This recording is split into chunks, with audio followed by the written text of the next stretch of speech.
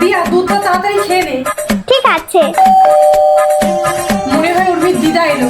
শোন, আমাদের বাড়িতে যেসব কথা আলোচনা হয় তুই যদি ভুল করেও বলেছিস না, মেরে আমি কিন্তু তোর পিঠের ছাল তুলে নেবো।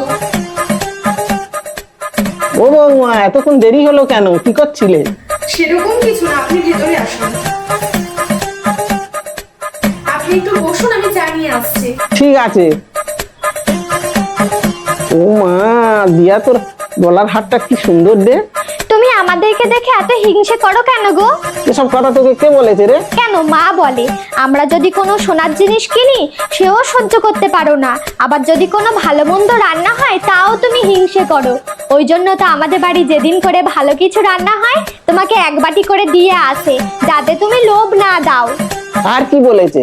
আর বলে তুমি নাকি এক নাম্বারের ছোট লোক। ওই তো মা এসেছে, একবার জিজ্ঞেস করে দেখো না, মা ভালো বলতে পারবে। আমি বাবা চুপ করে বসে থাকি, আমাকে কোনো কথা বলতে বারণ করেছে।